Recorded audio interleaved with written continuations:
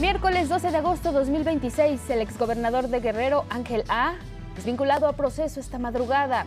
Fue por desaparición forzada tras ocultar información clave en el caso Ayotzinapa. El exmandatario estatal permanecerá en el penal del Altiplano mientras concluyen las investigaciones. Integrantes de organizaciones sociales protestan frente a la Comisión Nacional de Derechos Humanos, rechazan su reciente recomendación, exigen justicia para los 43 normalistas de Ayotzinapa. Autoridades federales detienen a 12 probables delincuentes dedicados a la extorsión de productores, comerciantes, transportistas y empacadoras en Michoacán. La presidenta Claudia Sheinbaum celebra los acuerdos con la industria de la radio y televisión que garantizan la autorregulación y libertad editorial de los medios sin censura. En el mundo, 2 buques de la Armada de México llegan a Venezuela con más de 700 toneladas de ayuda humanitaria para ayudar a las personas damnificadas por los terremotos del 24 de junio. Y en los deportes, un médico legista confirma en el juicio de Diego Armando Maradona que su entorno ignoró síntomas clave de alerta antes de su fallecimiento.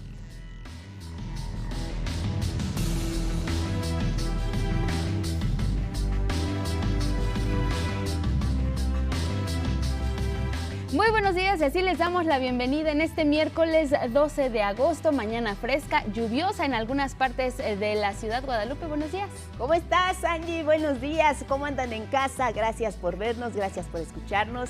Buenos días en radio 95.7 de FM, es la frecuencia del Instituto Politécnico Nacional. Si lo hacen, si nos ven a través de redes sociales, también les saludamos. Estamos en la página de 11 Noticias Digital, ahí también nos pueden ver. Agradecemos también a Lía Vadillo y a Magdalena Alejo por su interpretación en lengua de señas mexicana. Suscríbase a nuestros canales de YouTube, Canal 11 y también 11 Noticias.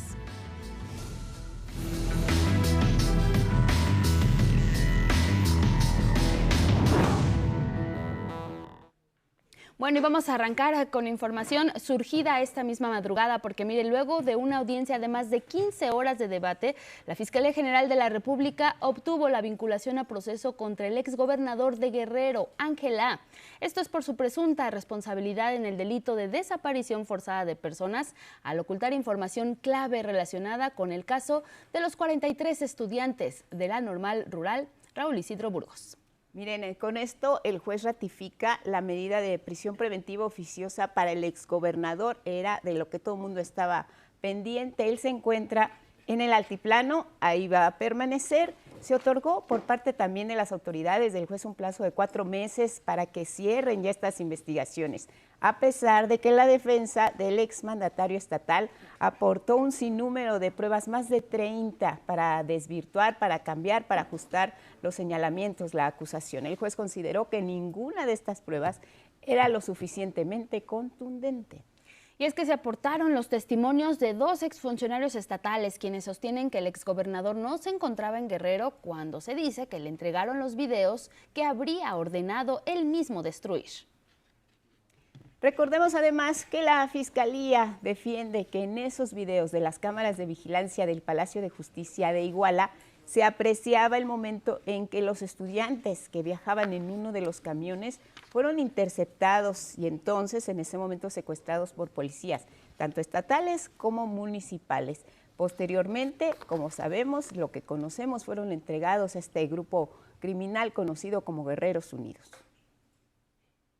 Bueno, pues a propósito de esta vinculación a proceso, les vamos a compartir cuál es la trayectoria precisamente de Ángel A., el exgobernador de Guerrero, y sobre todo qué papel jugó, en este caso, en el Ayotzinapa. Mi compañero Gilberto Molina nos informa.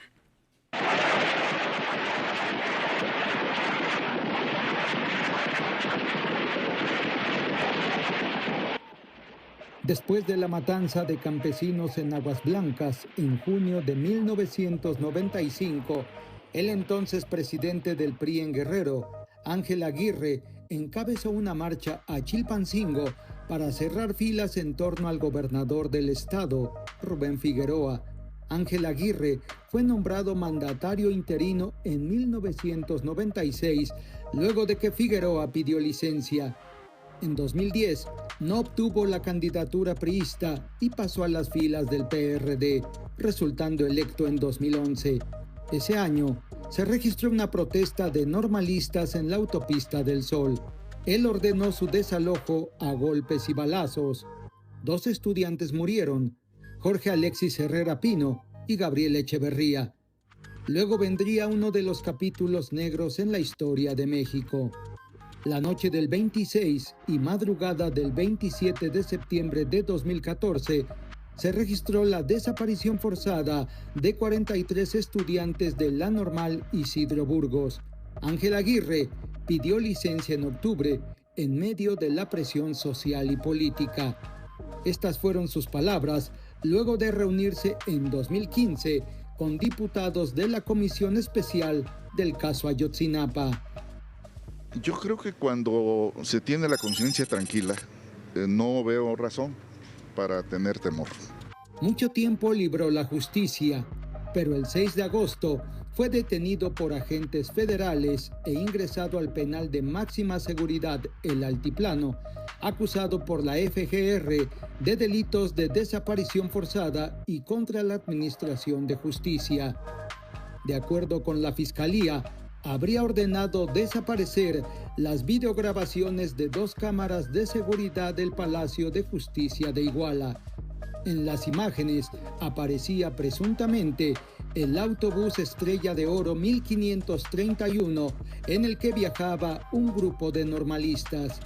Mario César González, padre de uno de los estudiantes desaparecidos, habló sobre la responsabilidad del exmandatario. Este tipo ocultó evidencias y es un delito grave, y más que delito es algo que no se puede explicar para 43 familias poder haber sabido algo de lo que pasó esa noche. Los testigos colaboradores de la FGR señalaron que el exgobernador temía que se conociera lo sucedido en el Palacio de Justicia de Iguala, porque su sobrino, Ernesto Aguirre, estaba al tanto. Y además afirman que tenía relación con el grupo criminal Guerreros Unidos, vinculado con la desaparición de los normalistas, hecho que negó insistentemente. Jamás me manché las manos de sangre y no tenía por qué hacerlo, y mucho menos con estos jóvenes de la Escuela Normal de Ayotzinapa. 11 Noticias, Gilberto Molina. Y miren, respecto a este caso, cientos de personas marcharon en calles de Ciudad de México expresando su rechazo a la más reciente recomendación emitida por la Comisión Nacional de Derechos Humanos sobre este tema, caso Ayotzinapa. María Fernanda Ruiz nos cuenta. La reciente detención del exgobernador de Guerrero, Ángel A., acusado de desaparición forzada y delitos contra la Administración de Justicia por el caso de los 43 normalistas de Ayotzinapa, representa el inicio de la justicia para algunos, pero para otros esta llega tarde. A 12 años de la desaparición forzada de nuestros 43 normalistas de Ayotzinapa, resulta que tuvieron los elementos suficientes para detener al exgobernador de Guerrero. De eso a que se haga justicia hay un abismo. Frente a la Comisión Nacional de Derechos Humanos en la sede Marco Antonio Lanz Galera en la Ciudad de México, integrantes de diversas organizaciones sociales realizaron un mitin para expresar que la detención de Ángel A. no es suficiente. Y que si hay una señal que apenas están alcanzando a ver de evidencia oculta del ex gobernador, pues seguramente hay un hilo de verdad que pueden jalar y que conocen. Entonces no queremos que esto sea solo la estafeta que pasa el estado al estado.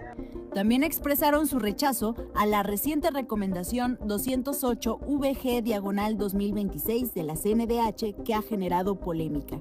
Y es que criticaron el documento de la CNDH exime de responsabilidad a las Fuerzas Armadas y solo señala a 22 autoridades civiles, contrario a lo documentado por las investigaciones independientes. La CNDH intenta respaldar una versión que lava la cara y exculpa a las Fuerzas Armadas, desestimando abiertamente el trabajo riguroso del Grupo Interdisciplinario de Expertos Independientes, el GIEI, y de la COBAL. En protesta por la emisión de la recomendación, las personas manifestantes realizaron un mural con el rostro de Jesús Piedra Ibarra, víctima de desaparición forzada en 1975, y quien fue hijo del activista Rosario Ibarra de Piedra y hermano de la titular de la CNDH, Rosario Piedra. También rompieron piñatas con los rostros de otros personajes implicados en la desaparición de los 43 normalistas, como Tomás Herón, de quien exigieron su extradición, del exprocurador Murillo Caram y de militares señalados por las investigaciones. Las personas manifestantes bloquearon el paso vial por casi 3 horas a la altura de Periférico Sur y Luis Cabrera. Al concluir el mitin, la vialidad fue reabierta sin percances. Imágenes de Christopher Dávila y Daniel Pérez, 11 Noticias, María Fernanda Ruiz. Bueno, vamos a cambiar de tema porque mire, la protección a productores agrícolas y también ganaderos se ha vuelto una prioridad del Gobierno de México, de acuerdo con lo que han declarado las autoridades. Específicamente en Michoacán se ha puesto especial atención debido a que habían aumentado los casos de extorsión, principalmente contra productores de aguacate. El Plan Michoacán ha permitido dar importantes golpes a la delincuencia para proteger también a la población y devolver la paz a esa entidad. Ana Karen Ballesteros nos cuenta más.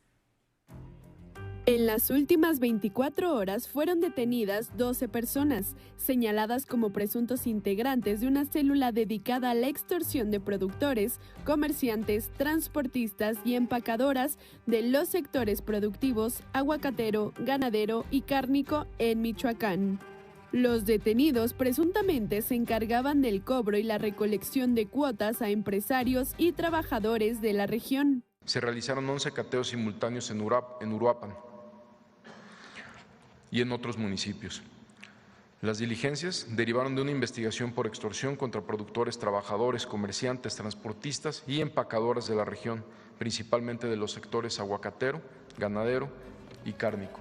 Entre los detenidos está Cristian M., a quien las autoridades lo vinculan con una célula del cártel de los Caballeros Templarios. Hay células delictivas como esta que toman los nombres de lo que fue un grupo en su momento mucho más fuerte que de lo que es ahorita. Algunos de ellos fueron integrantes de los Caballeros Templarios en su momento cuando era una célula delictiva mucho más fuerte. Este operativo ocurre luego de que Estados Unidos suspendió temporalmente las actividades de sus inspectores en ese estado, después de recibir una alerta por presuntas amenazas contra el personal que realiza las inspecciones para la exportación de aguacate. A raíz de esta situación, fueron desplegados 1.500 elementos de seguridad en la entidad, que se sumaron a los más de 8.000 efectivos que ya operaban en Michoacán. Con ello, el gobierno federal busca dar protección a productores, empacadoras, trabajadores y rutas de transporte. Además, se instaló un centro regional de fusión de inteligencia en Uruapan, donde se concentrará la información de seguridad y se brindará protección especial a 17 empacadoras de Tinguindín, Tocumbo y Peribán. Esta acción permite identificar a otros integrantes de esta misma célula y continuar afectando su capacidad para extorsionar y perjudicar la actividad productiva de Michoacán. La presidenta Claudia Sheinbaum informó que las inspecciones ya fueron restablecidas en 45 empacadoras. Ahora se restableció por lo menos en 45 empacadoras, pues en menos de 48 horas se restableció. Y el objetivo es que esta misma semana pueda llegarse a recuperar en todas las empacadoras. El Gabinete de Seguridad también reportó que con el Plan Michoacán, puesto en marcha en noviembre de 2025, han sido detenidas más de 950 personas. Esta estrategia contempla mayor presencia territorial, trabajo de inteligencia para identificar a generadores de violencia y extorsionadores, así como coordinación entre corporaciones y protección a sectores productivos, tales como el aguacate y el limón. El objetivo es reducir la capacidad de los grupos delictivos para extorsionar, agredir, reclutar jóvenes, controlar territorios y afectar las actividades económicas de las que dependen miles de familias. 11 Noticias, Karen Ballesteros. Donde también se combate la extorsión es en los mercados públicos en Ciudad de México. Específicamente vamos a referirnos al mercado de la Merced, que se busca que sea un espacio libre de este delito y de otros de alto impacto. Gabriela Jiménez nos cuenta que además de combatir la extorsión, se va a construir una utopía dentro de sus instalaciones. Vamos a ver. La Merced, uno de los principales motores económicos de la Ciudad de México, se convertirá en un espacio libre de extorsión. Este martes, el gobierno capitalino arrancó una estrategia de combate a los delitos de alto impacto en este y todos los mercados públicos. Que se vuelva un espacio absolutamente protegido contra delitos de alto impacto como la extorsión. Vamos a erradicar la extorsión de la ciudad y vamos a erradicar la extorsión de todos los espacios como este, como la Merced, y para ello hemos ya detonado varias investigaciones en coordinación con la Fiscalía y estaremos dando resultados pronto. Estaría bien, ¿no? Estaría perfecto, que más seguridad y todo eso está muy bien. Digo que sí, para estar trabajando más tranquilos, ¿no? Nunca hemos tenido como ese tipo de actividades y pero si es que pasa, que sí se ha escuchado casos, pues sí, es bueno que se combata, la verdad es que es muy bueno.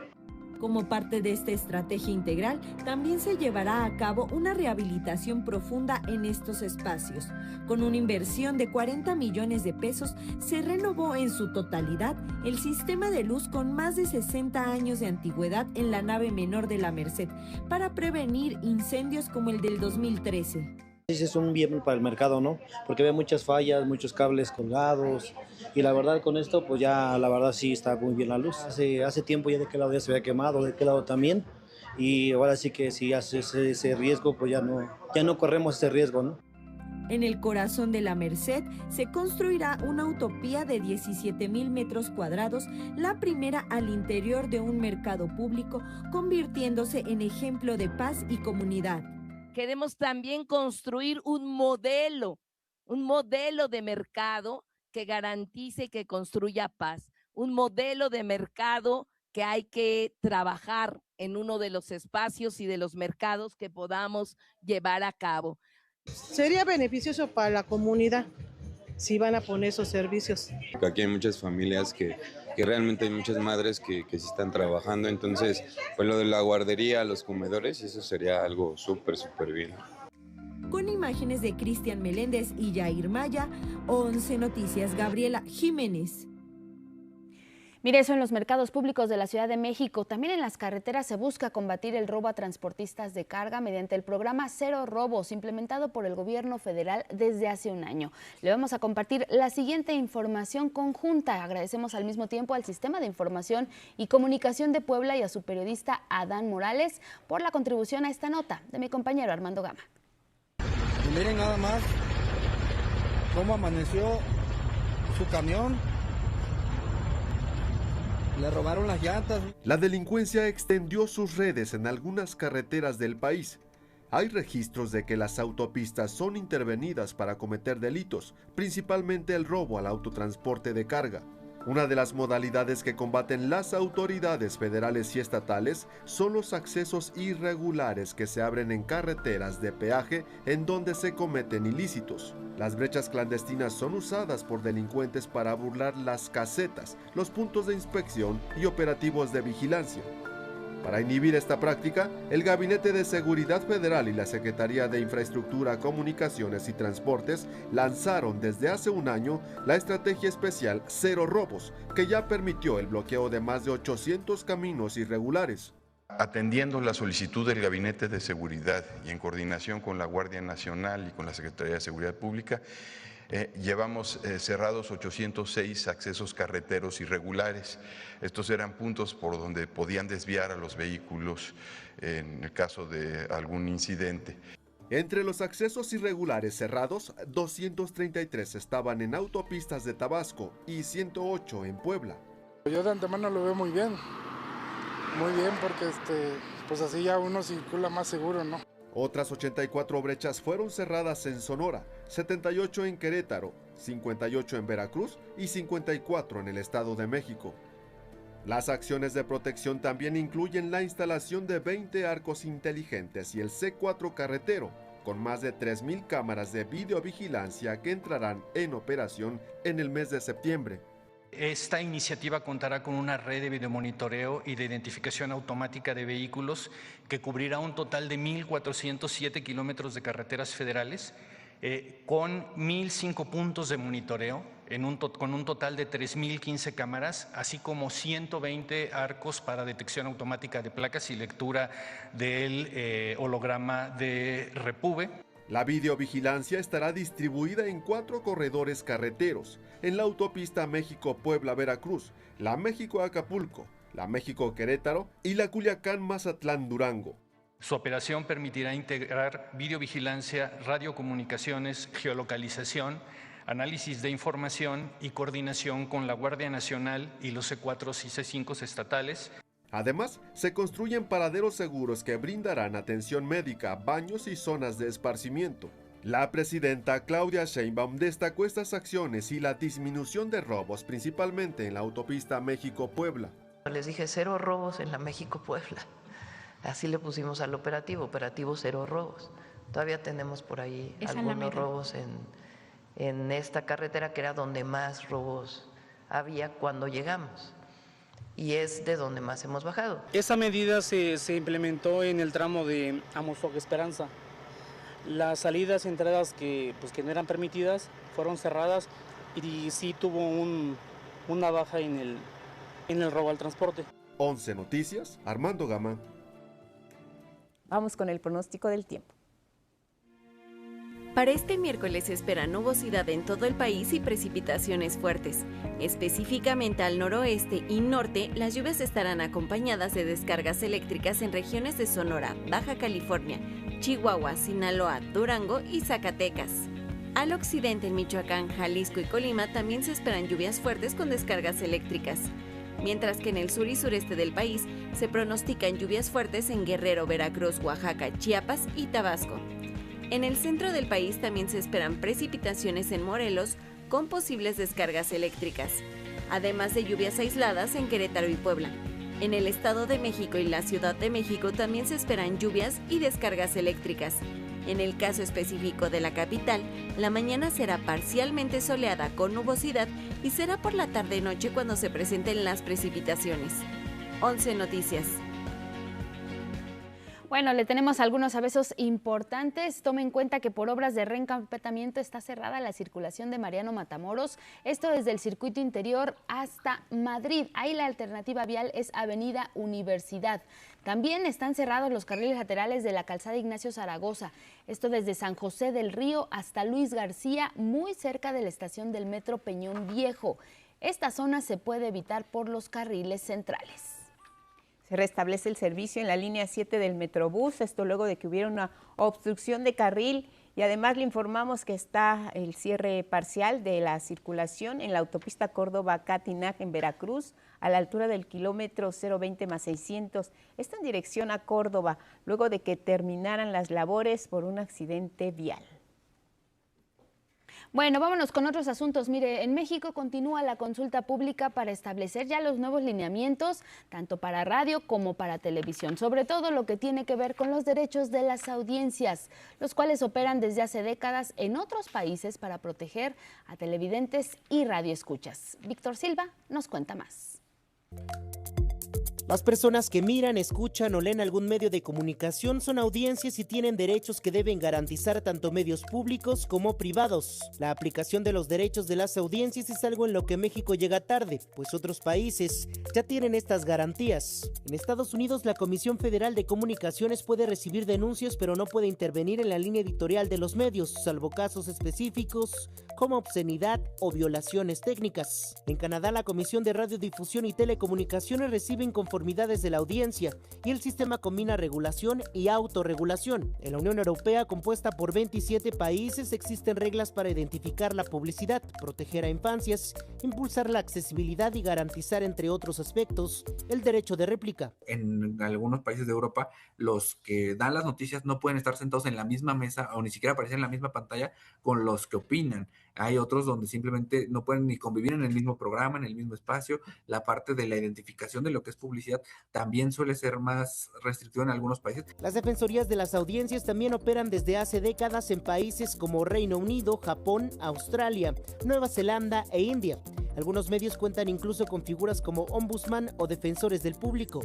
En México, la consulta pública para establecer los lineamientos para la protección de las audiencias continuará hasta el 21 de agosto, mientras que la Cámara Nacional de la Industria de la Radio y la Televisión, en su diálogo con la Comisión Reguladora de Telecomunicaciones, quien elabora los lineamientos, aseguró que las pláticas les han permitido descartar que se trata de mecanismos de censura gubernamental y revisar aspectos como la libertad editorial y la autorregulación. Por su parte, la Red de Radiodifusoras y Televisoras Educativas y Culturales de México, Red México, respaldó el proyecto. Destacaron que los derechos de las audiencias son derechos humanos, la importancia de fomentar la alfabetización mediática, la responsabilidad editorial, la inclusión y accesibilidad, además del reconocimiento de los medios comunitarios, indígenas y afromexicanos en la aplicación de estos mecanismos.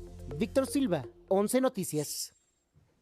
Bueno, desde el gobierno federal, la presidenta Claudia Sheinbaum, quien propuso revisar y someter a debate estos lineamientos, celebró que la Cámara Nacional de la Industria de Radio y Televisión reconociera avances en esta consulta pública de los lineamientos para proteger derechos de las audiencias.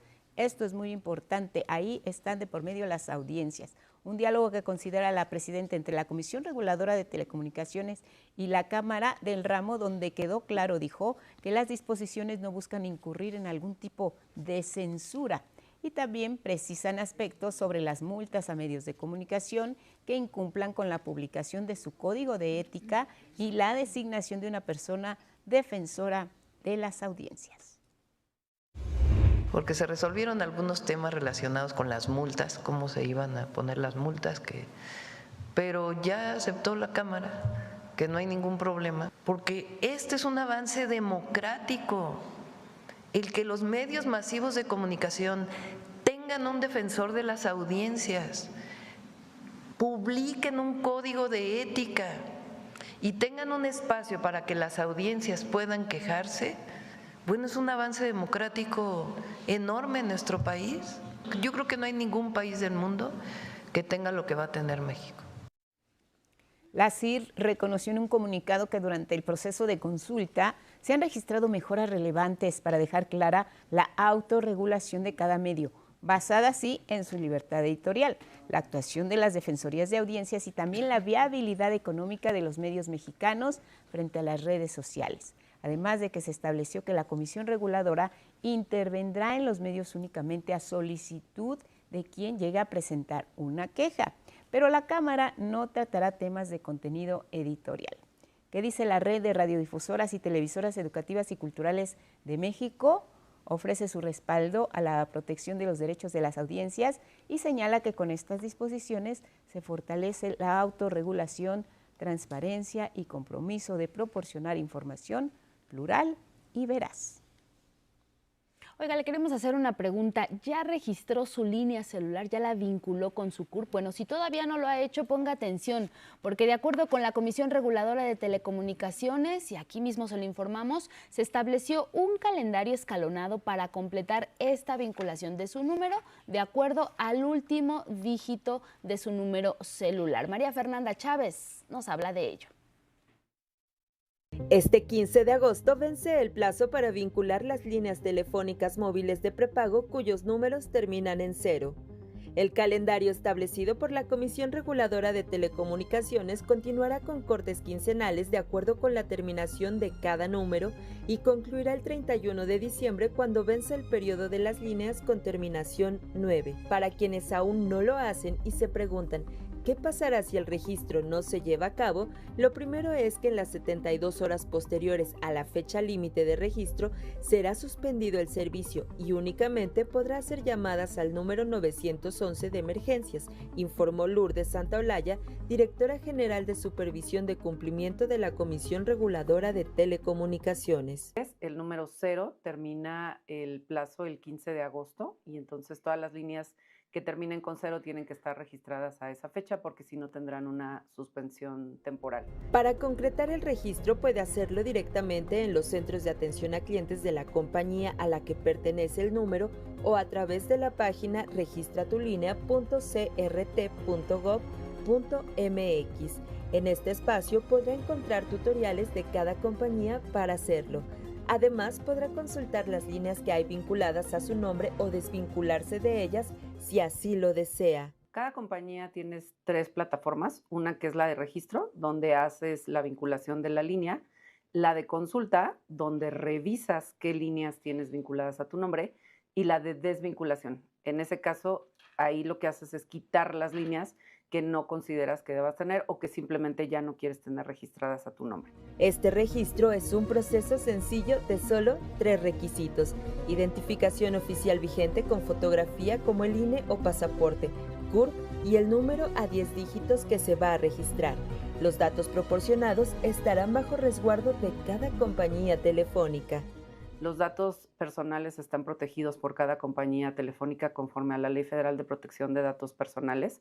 El gobierno no tiene acceso a ellos, son las compañías telefónicas las que tienen acceso y esto es nuevo solamente para las líneas de prepago. Las líneas postpago ya estaban registradas desde que hiciste la contratación. Para quienes se preguntan por qué hacer el registro, esta medida es una forma de combatir delitos como la extorsión o el fraude, pues cuando un número se vincula a una persona mediante su CURP, permite establecer y seguir un rastro de quién utiliza el número en caso de que se cometa un delito.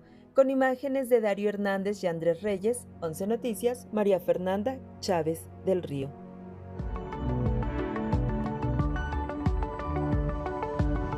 Beatriz Pereira esta mañana con nosotros y los deportes. ¿Cómo estás, querida Betty? Buen día. Hola, Betty. ¿Cómo están, chicas? Angie y Lupita, con la alegría de estar con ustedes esta mañana.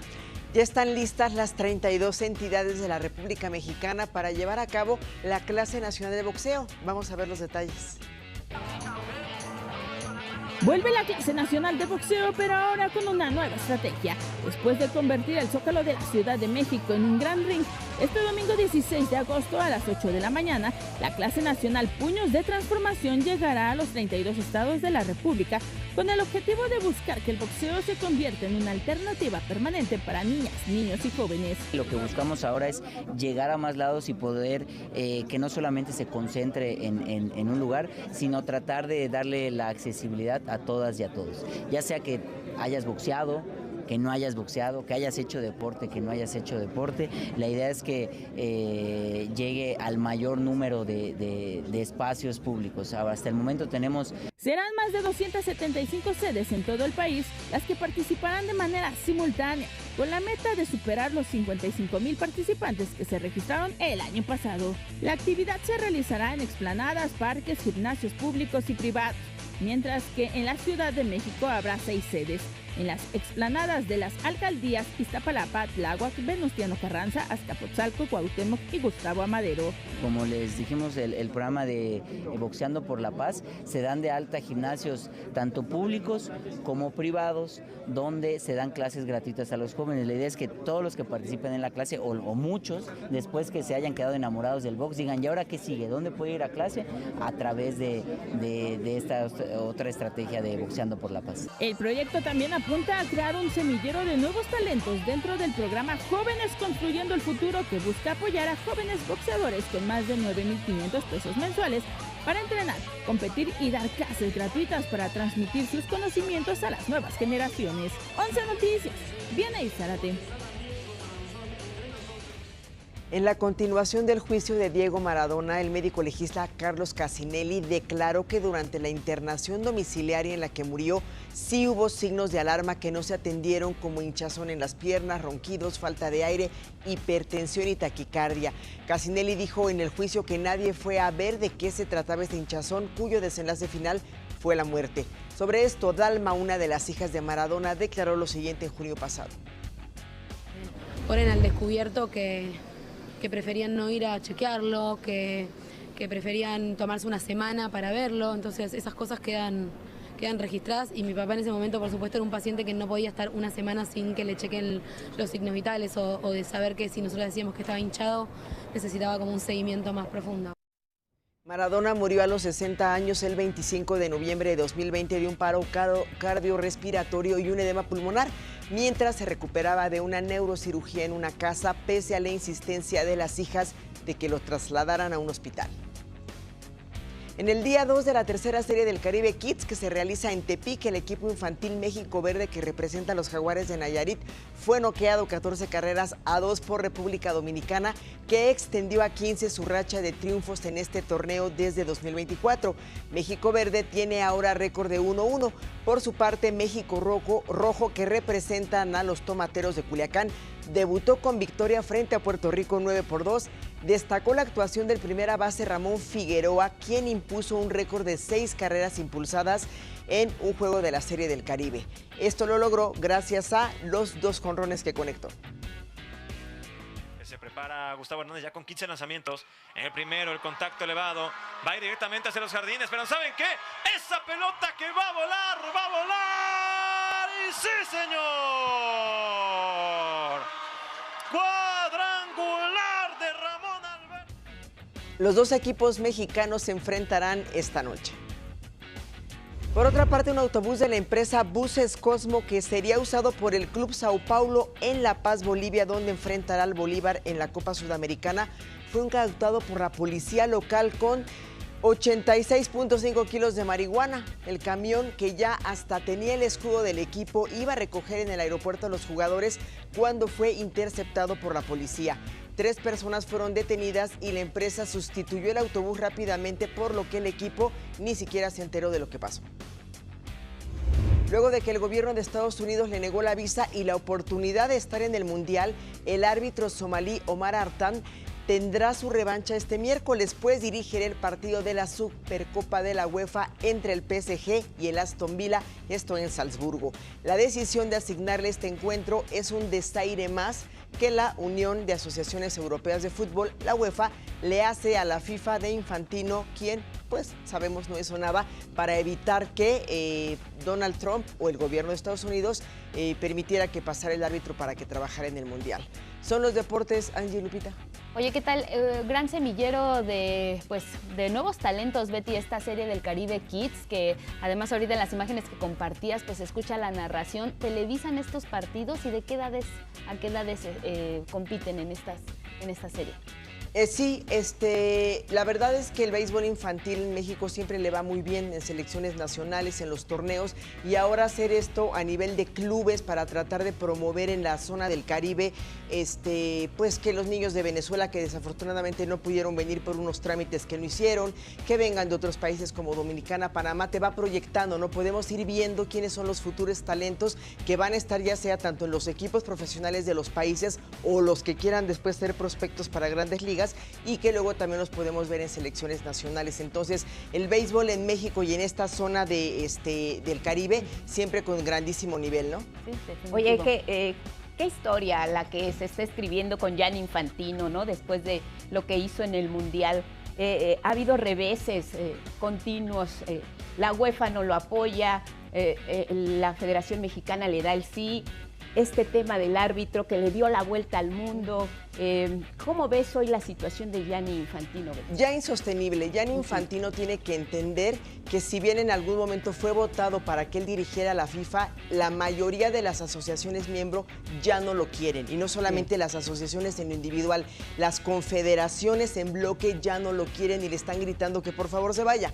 Infantino se resiste, no se quiere ir. Lo que no quieren las personas que lo quieren ver fuera es que siga, quieren que ya renuncie y que ni siquiera se presente para la elección que sería en marzo de 2027. Infantino obviamente está aferrado a la silla, se excusa diciendo, a mí me votaron para que yo esté aquí y no me voy a ir hasta que no me voten para que me digan que me vaya. Entonces ya es una guerra de poderes, ¿no?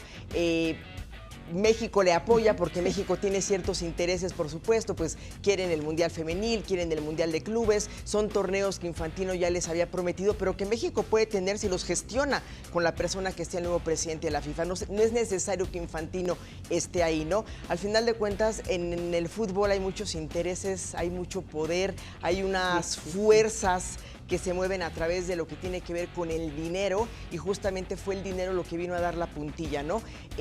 Querer vender el Mundial y quitarle esa parte que le pertenece a los clubes, a las ligas, a las asociaciones miembros, los molestó demasiado porque vieron que este hombre, bueno, pues es muy voraz y es capaz de incluso pues vender el torneo con tal de generar más dinero que no era para el fútbol, era para él, ¿no?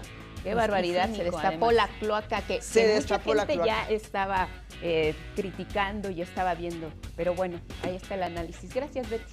Nos vemos. Hasta Excelente pronto. día. Gracias. Gracias, Betty. Seguimos en otros asuntos de otro tono para hablar de una figura de la música conocida, reconocida y querida y se le extraña. El Divo de Juárez, Juan Gabriel, inmortalizado ahora en un timbre postal. Y a propósito, miren de que se acerca un aniversario luctuoso del cantante mexicano que con su legado sigue moviendo multitudes. La historia. El amor eterno de México ahora viaja en sobrecerrado. Correos de México inmortalizó el legado de Juan Gabriel en una estampilla conmemorativa, logrando que el Divo de Juárez siga uniendo historias a la distancia, ya no en las notas de sus discos, sino a través de la correspondencia. Que a partir de hoy, Juan Gabriel seguirá viajando así, que su imagen irá de mano en mano acompañando cartas, historias, noticias, afectos, llevando con él un pedacito de México. Porque eso hizo Juan Gabriel toda su vida, viajar con sus canciones, atravesar fronteras y llegar a millones de personas como lo hace un timbre postal. A casi 10 años de su partida, que se cumple en el 28 de agosto, fue lanzado este timbre postal inspirado en su canción Amor Eterno, con un emotivo diseño creado por María Fernanda Andrade García, que retrata al artista en su juventud acompañado de una guitarra. Juan Gabriel es parte emocional de la historia de nuestro país. Su huella, su música es imborrable, como lo será esta estampilla, que hoy se suma al gran acervo filatélico que tiene nuestro país. Esta pieza postal recorrerá el mundo, conectando el legado de un artista que sigue cautivando a nuevas generaciones. Crecí escuchando su música. Sus canciones estuvieron presentes en mi vida desde la infancia y con el paso de los años fui entendiendo que Juan Gabriel no solamente cantaba, contaba historias, expresaba sentimientos y lograba convertir el amor, el desamor, la alegría, la tristeza y la esperanza en canciones que todos podemos sentir como propias. La primera postal fue sellada por las directoras de Correos de México, Violeta Abreu, y de la Lotería Nacional, Olivia Salomón, junto a la cineasta María José Cuevas y el cantante Sergio Maya.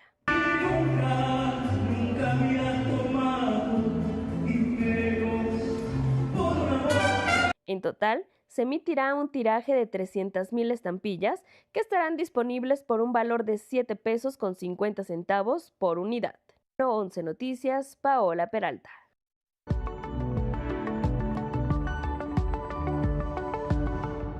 Y listo, como siempre, y adecuándose y regresando pues a esta normalidad. Miguel de la Cruz, ¿cómo estás, Miguel? Porque no habíamos hablado de este espacio, de que estamos en esta sala. Aquí, sentir la luz, el texto que está ahí enfrente. Sí, además, ¿no?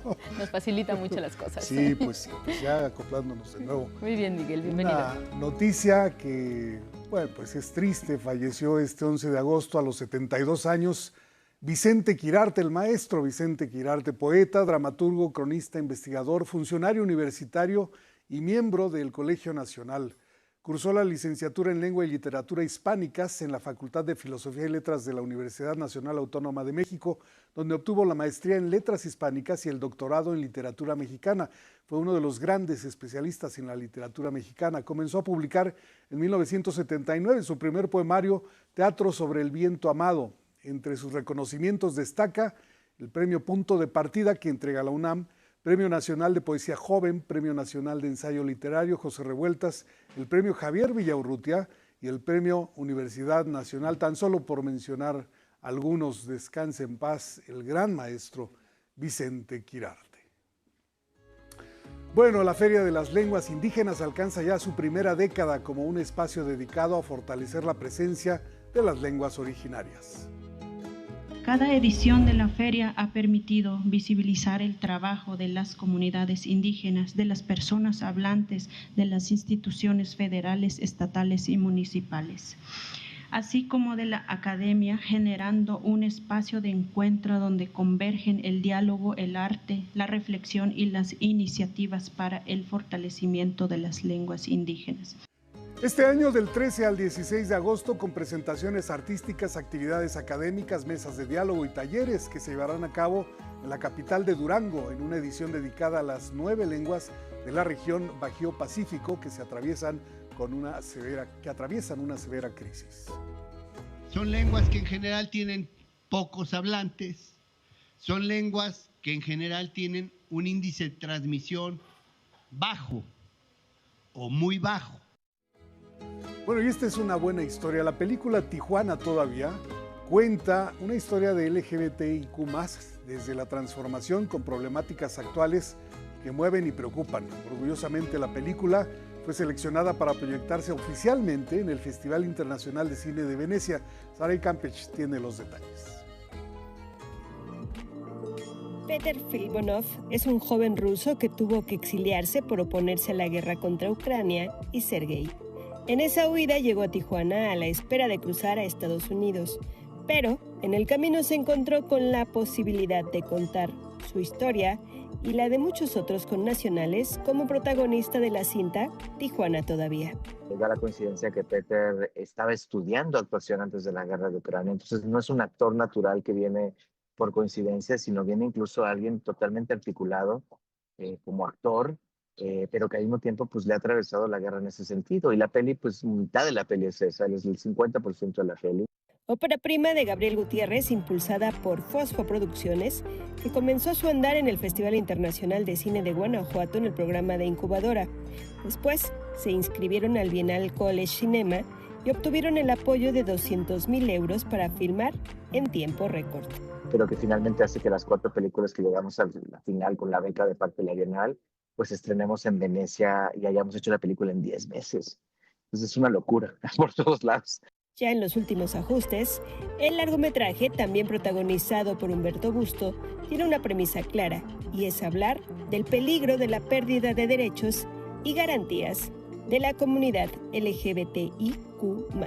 Lo que queremos con esta película es un objetivo muy claro, es si tú no formas parte de todas maneras del colectivo LGBT, ¿cómo hacemos que tú tengas oportunidad, por lo menos si tienes el interés, de entendernos un poco más, de comprender las paradojas, las contradicciones con las que vivimos y que de alguna manera eso genera un puente de empatía que necesitamos en estos tiempos tan oscuros? El estreno de Tijuana Todavía será en la edición 83 del Festival Internacional de Cine de Venecia. 11 Noticias, Saray Campech. Vámonos al libro del día, es La Bermeja de Edgardo Arredondo, editado por Lectorum. Este libro en voz de su autor. En la historia de esta isla que aparecía desde el siglo XVI en las principales mapas, cartas de navegación, dividimos la novela en 3 partes.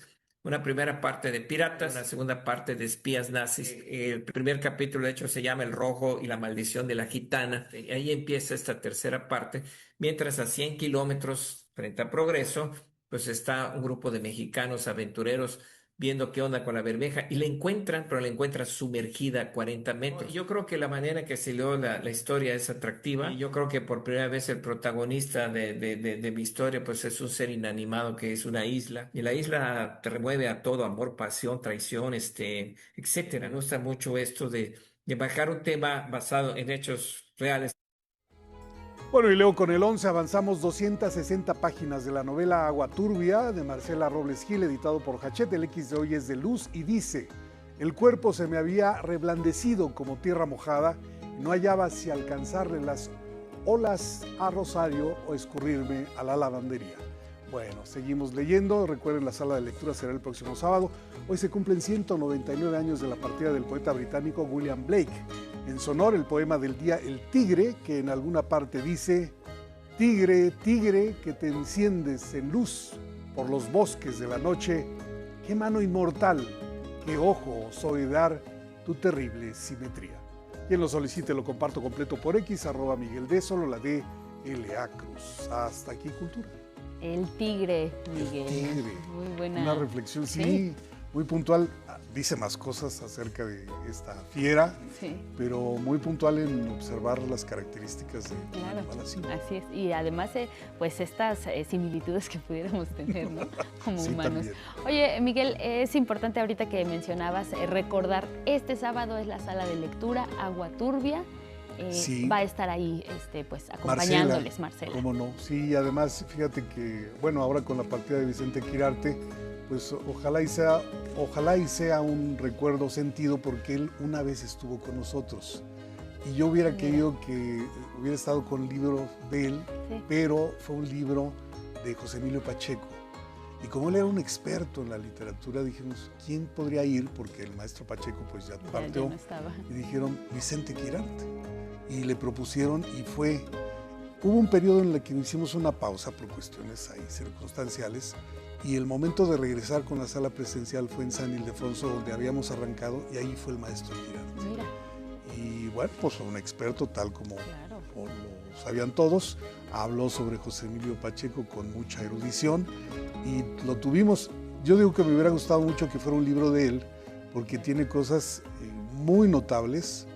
Hubo algunos funerales, si no mal recuerdo, de Fernando del Paso, por ejemplo, en donde él leyó un texto de despedida contundente, clarísimo, hermosísimo, poético, y ahora quien partió pues le tocó ser él. Pero hay palabras muy sentidas y ojalá pues hagamos un recuerdo los lectores y lectoras que alguna vez estuvo con nosotros en este ejercicio del libro y de la lectura. Y qué privilegio, Miguel, para quienes estuvieron ahí poder disfrutar, a lo mejor hablar de José Emilio Pacheco, pero definitivamente, pues como dices tú, ¿no? La erudición con la que lo hizo simplemente es para recordar. Incluso pues ahora que nos platicabas de este lamentable fallecimiento, hay muchos titulares donde dicen se va, la Ciudad de México pierde además un gran cronista. Un gran cronista. Hay que recordar este libro que hace recientemente publicó con Ángeles González Gamio y con Eduardo Matos Moctezuma. Se dedicaron a recorrer calles del centro y cada uno puso de sí pues su parte, que es mucha, y entonces se hizo un texto que me parece que tiene dos tomos, pero ahí está la constancia de su poder en la crónica, y que además un poeta nunca se aleja, así cambie de género, de su poder poético. O sea que hay formas de disfrutarlo, y ojalá que siempre sea un buen recuerdo. A mí se me hacía que había entrado al Colegio Nacional ayer y llevaba una década. Fue también una labor grande, porque ahí tienen el compromiso de hacer ciclos de conferencias, coordinar actividades, y ayer vi un recuento, pues son muchas las cosas que hizo a partir del... Sí, y además lo que tú nos presentabas pues apenas era un fragmento, ya decías, entre muchos otros, en el caso de los premios. Pues ojalá, Miguel, que este espacio que tú tienes también de Leo con 11 pues sirva en algún momento para recordar al gran maestro Vicente Quirarte. Sí, por los libros, por la lectura, por él mismo y porque alguna vez estuvo con nosotros, afortunadamente podemos decirlo. Qué privilegio. Pues el recuerdo siempre, lo mejor en estos casos es que ahí están sus palabras. Su obra, y es buen momento para, en su honor, regresar a lo que escribió. Algo que también nos compartías, Miguel, que también es importante destacar, la Feria de las Lenguas Indígenas, también rescatar, preservarlas, que estén ahí todo el tiempo, muy necesario. Sí, como no, es un tema sobre el que siempre hay que estar. Algún mensaje me llegó que no había yo destacado la Guelaguetza. Bueno, andábamos en el horario volteado, pero miren, temas siempre hay como estos, y hay que ir a esa feria. Sí, además andabas por allá por Italia. Además. Y de este lado sí la recordamos, claro que sí. Yo sé que sí. Muchas gracias, Miguel, te vemos mañana. ¿Cómo no? Hacemos una pausa y volvemos.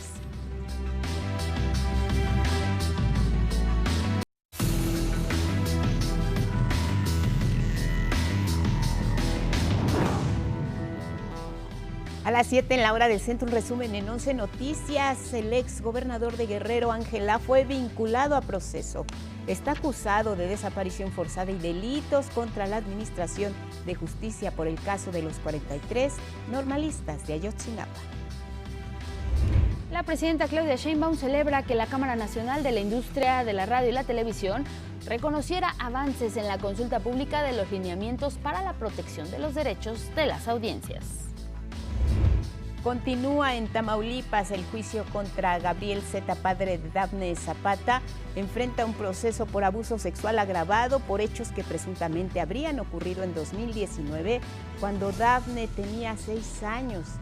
Este caso es independiente de la investigación por la muerte de Dafne ocurrida el pasado 16 de julio en una academia militarizada de Ciudad Madero. Avanza la estrategia especial Cero Robos para combatir los asaltos a transportistas en carreteras y autopistas en todo el país. Este programa contempla construcción de paraderos seguros, atención médica, baños y videovigilancia en corredores carreteros. Faltan solo unas horas para el eclipse total de sol. Se apreciará en el hemisferio norte y en buena parte de Europa. Comenzará en Rusia alrededor de las 9:30 de la mañana, tiempo de México, y la totalidad se alcanzará alrededor de nuestro mediodía. No se lo pierdan. Se alistan más de 275 sedes en todo el país para que el próximo domingo 16 de agosto se imparta la clase nacional de boxeo, Puños de Transformación. El objetivo, buscar que el boxeo se convierta en una alternativa permanente de activación para niñas, niños y adolescentes. Este miércoles, la Universidad Nacional Autónoma de México inicia con la aplicación del primer examen de control ya de manera presencial tras las irregularidades que todas y todos conocemos. Pendiente del arranque, ¿dónde y a qué hora? Araceli Aranday, buenos días, te saludo con muchísimo gusto.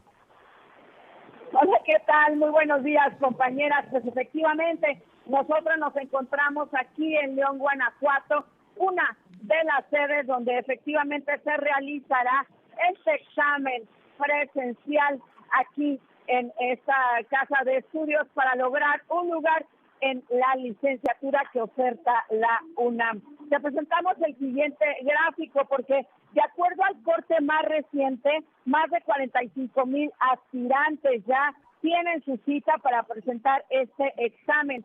En este documento tienen ya la sede, el lugar y la hora que le corresponde a cada aspirante.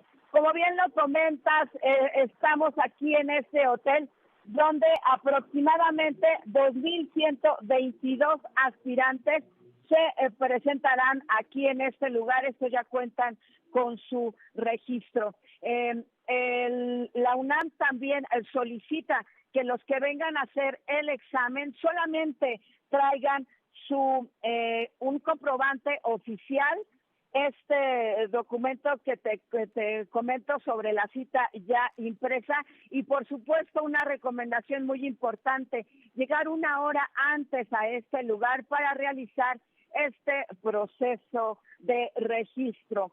Debo comentarte también que ante lo controvertido de esta situación, como bien lo comenta Guadalupe, la UNAM ya solicitó formalmente a la Auditoría Superior de la Federación la revisión integral de este proceso, es decir, van a auditar a esta empresa Territorium Life, que fue, recordemos, la encargada de realizar este ejercicio de logística de aspirantes a este ingreso de la UNAM de manera no presencial. Aquí está todo en calma porque hasta las 5 de la tarde se estará presentando este examen de admisión. Guadalupe, se calcula que estaría durando unas 2 horas aproximadamente. Compañeras. Oye, Araceli, pues muy precisos los datos, llegar una hora antes, llevar su comprobante de examen, prácticamente sin nada, ni celulares, ni mochilas, ni algo que llame la atención de quienes están en los ingresos. A partir, como dices, hoy inicia en Guanajuato en la tarde. Y después, ¿qué viene? ¿Habrá otras entidades que se sumen a este examen, Araceli? Y pues lo más importante para muchos, incluidos los papás, y por supuesto las y los alumnos, ¿cuándo los resultados, si ya se tiene una fecha para conocerlos? Es correcto. Además de esta sede, Guadalupe, está Oaxaca el próximo 13 de agosto, está Tijuana, Baja California, el próximo domingo 16 de agosto, y la Ciudad de México lunes 17, martes 18 y miércoles 19 de agosto. Tendrá que estar muy pendiente los aspirantes a la página de la UNAM, y ahí, solo ahí, en este sitio oficial, se podrá dar información de este proceso inédito. Guadalupe, debo comentarte también que ayer que llegamos pudimos acceder a este salón, es el Salón Presidentes, aquí en el interior de este hotel, donde se va a realizar este examen. Son unas mesas tipo banquete y son sillas, una por cada alumno y un ordenador por cada alumno, Guadalupe. Pues prácticamente lo que van a hacer es hacer estos 120 reactivos que les marcan como requisito, y pues a esperar resultados, porque el inicio de clases, Araceli, hasta donde sabemos, no se modifica, es a finales de este mes, y habrá que trabajar sobre marchas forzadas quizá para la universidad para conocer resultados, y seguramente pues muchos nervios también entre las y los alumnos, Sara. Es correcto, y nosotros por supuesto estaremos registrando estos nervios, esta situación de estos alumnos que seguramente también vendrán contentos, ¿no?, por poder presentar este examen. Nosotros estaremos, por supuesto, reportando esta situación desde esta sede. Muy bien, Araceli, pues importante la presencia del 11 para darle seguimiento a este tema. Ahí está Guanajuato, vendrá Oaxaca, Tijuana y después Ciudad de México. Y bueno, quien estudió lo va a demostrar el día de hoy, que haya calma, que haya tranquilidad en sus mentes y su conocimiento por delante. Pendientes de tu reporte en redes y a las 2 de la tarde con más información para ver ya cómo inicia este arranque del examen presencial allá en Guanajuato. Ara, un fuerte abrazo a ti y a nuestros compañeros camarógrafos. Buenos días. Muchas gracias. Imágenes de Marlene Mortero y Ángel González. Gracias. Seguimos pendientes. Pendientes, Araceli Aranday, inicia el examen presencial de la UNAM. Seguimos con el mundo.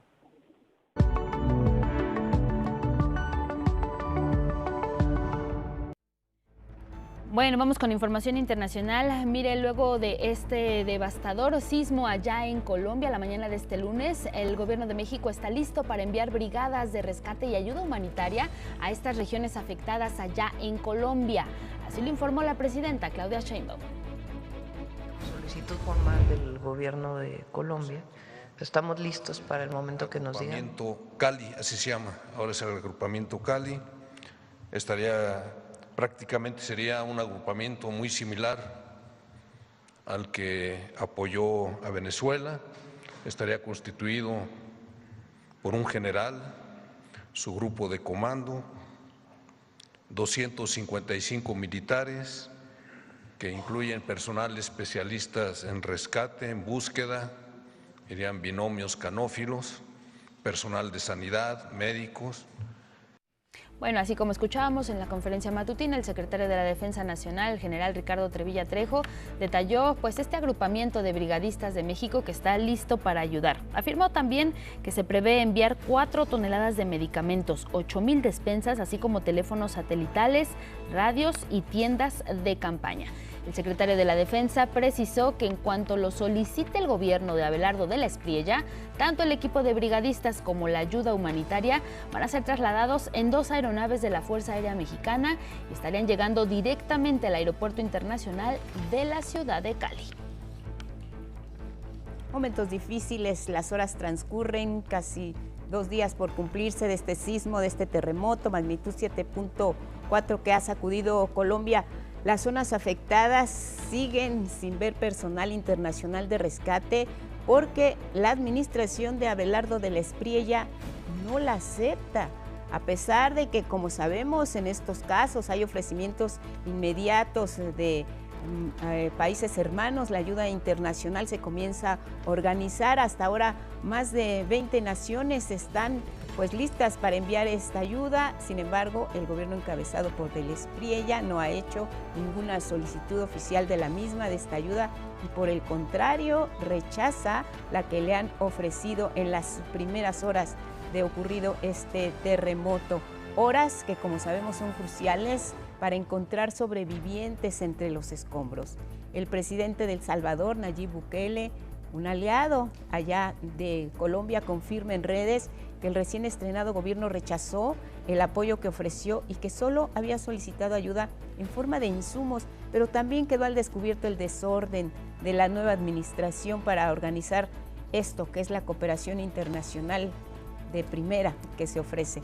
La Embajada de China en Colombia solicitó oficialmente un contacto para coordinar la asistencia internacional a favor de las y los damnificados por este terremoto. Por la tarde, el vicepresidente José Manuel Restrepo confirmó así la ayuda ofrecida. Turquía, los Estados Unidos, El Salvador, Japón, México, Ecuador, Brasil, Suiza, Suecia, entre otros, han señalado su disposición a apoyarnos en equipos internacionales de apoyo para manejar la tragedia, pero también en ayuda humanitaria, en ayuda en dinero y en ayuda en especies. Enterados ya de esta ayuda, pero sin nada de confirmación oficial. Los Topos, sabemos, Brigada de Rescate Mexicana, los Topos de Tlatelolco, mantuvieron ya comunicación directa con la Coordinadora Nacional de Gestión de Riesgos allá en Colombia. Ellos lo hacen para coordinar un eventual apoyo ante la emergencia. Puntualizaron que sí hay restricción de ayuda internacional porque la emergencia, dicen, está cubierta por sus rescatistas nacionales. Actualmente solo evalúan aceptar el apoyo de Estados Unidos, de Ecuador y de Chile. Además, dicen que la ayuda humanitaria pues va a continuar en espera mientras oficialmente Colombia no dé el sí. Y mire, precisamente en Colombia continúan todos estos esfuerzos para rescatar pues a las personas que aún se encuentran atrapadas dentro de los escombros, particularmente en Pereira, una de las ciudades más afectadas por el terremoto. Impera la incertidumbre. Sandra Hernández nos cuenta más.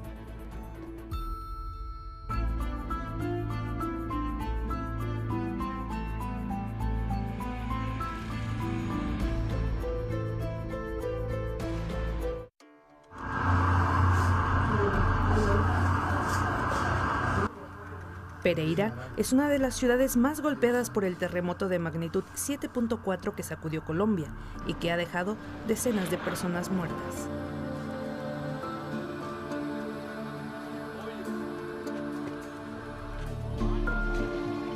En la ciudad, ubicada en la región centro-occidente del país y la principal del eje cafetero, familiares y rescatistas remueven cada pedazo de concreto con la esperanza de encontrar vida entre los escombros.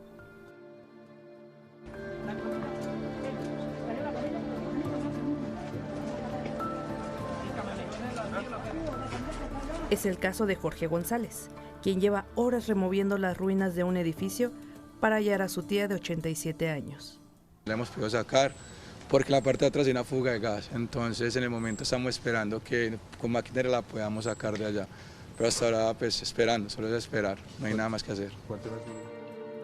La tragedia también se refleja en las calles, semivacías, con restos de vidrio, ladrillos y cables que tapizan la ciudad.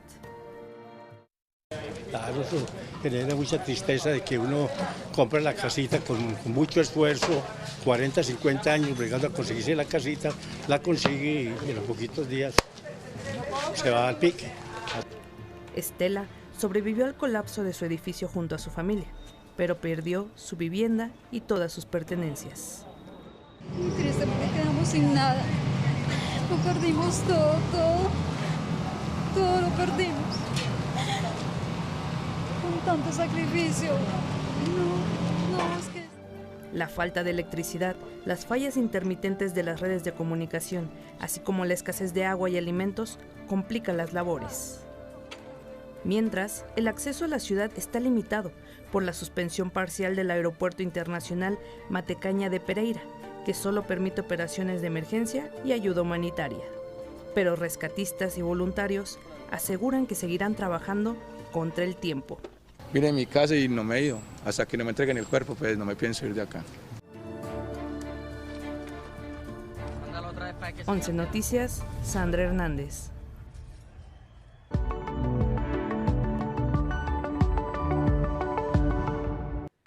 Bueno. Bueno, y a propósito que estamos en información internacional, un tema también importante es hablar sobre Cuba y la situación que vive. Para ello nos da gusto enlazarnos en este momento con Alina Duarte, periodista e internacionalista. ¿Cómo estás, Alina? Bienvenida, buenos días.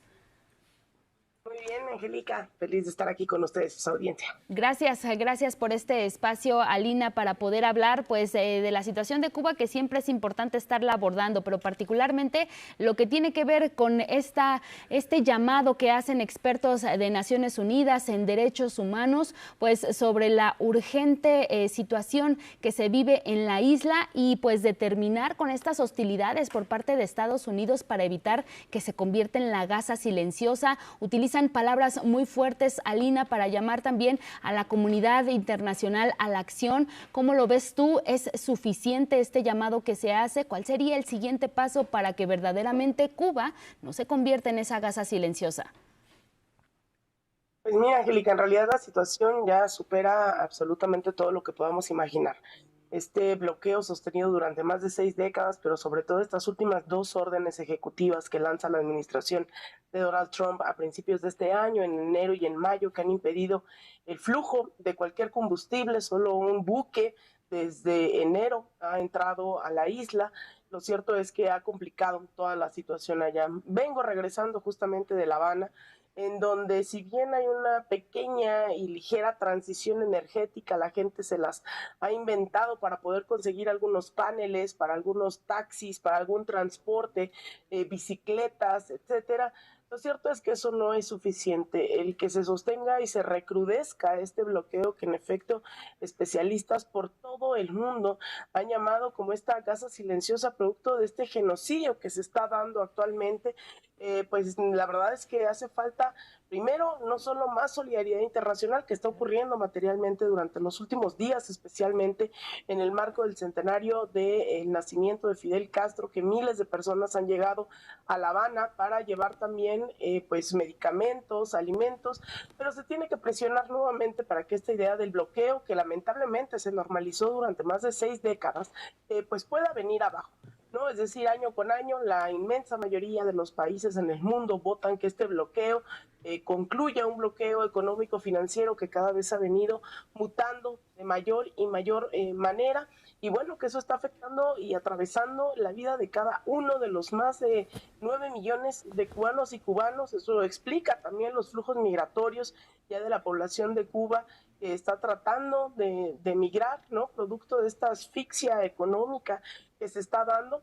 Pero bueno, es verdad que también cerraría esto diciendo que por eso es tan importante lo que México está haciendo. Claro. No hay una sola persona en el lugar en donde te pares en todo Cuba en donde no haya un agradecimiento expreso, ¿no?, hacia el gobierno y pueblo de México por esta ayuda que se ha enviado, estos acopios que se han hecho y que regresan esta semana del 3 al 16 de agosto en el Zócalo de la Ciudad de México para continuar enviando ayuda.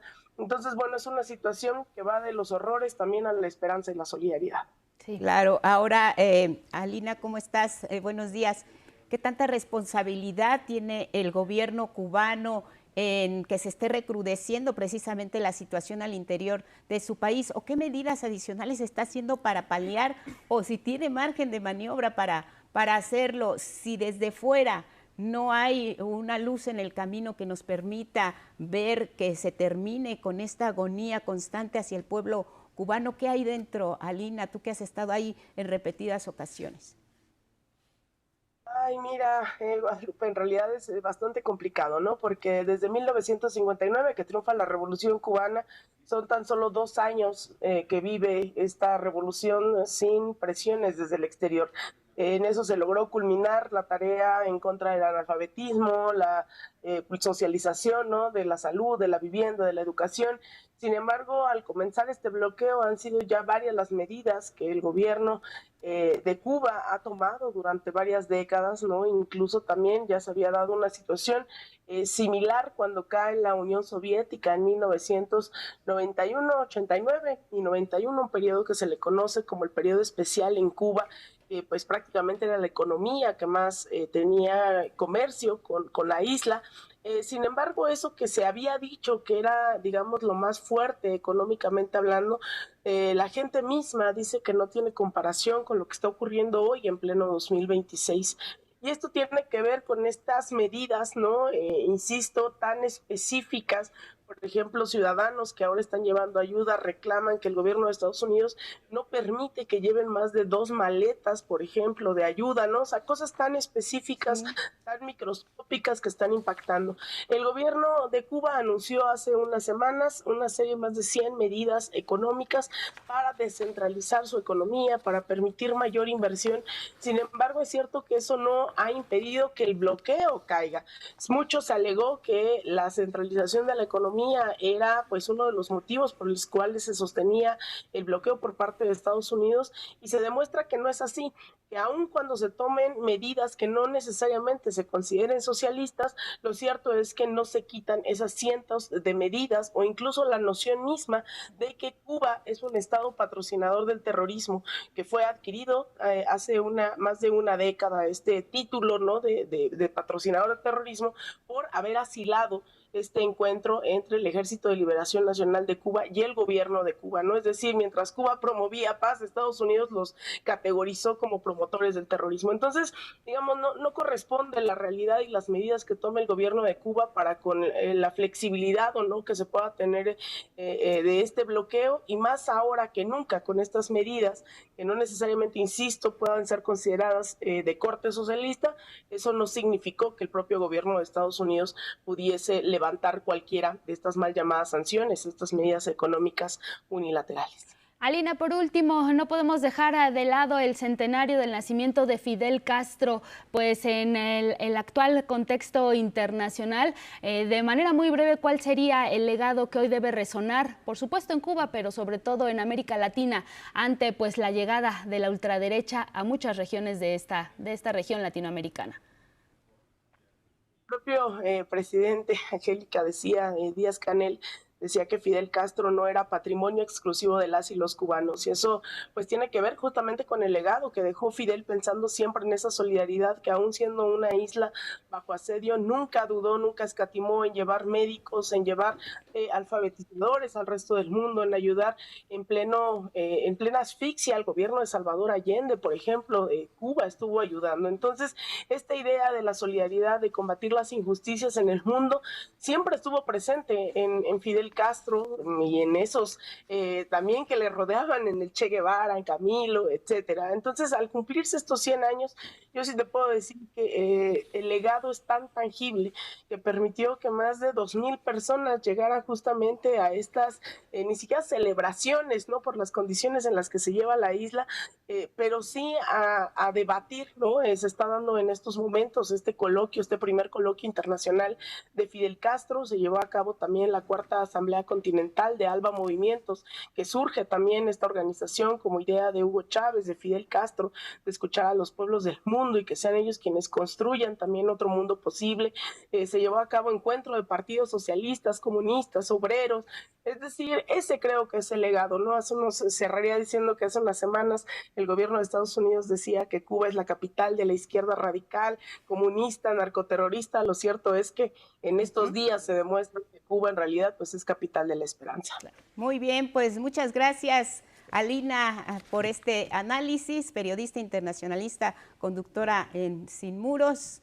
Gracias por la información y un abrazo por tu cumpleaños, Alina. Gracias y buenos días. Millones de gracias. Hasta pronto. Adiós. Adiós, seguimos.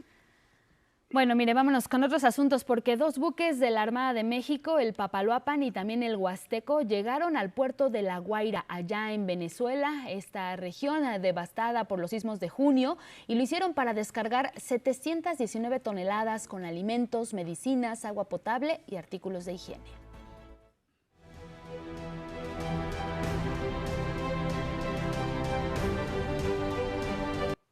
Hay que recordar que nuestro país ha enviado un total de 4 barcos con ayuda humanitaria a Venezuela desde los 2 terremotos del 24 de junio.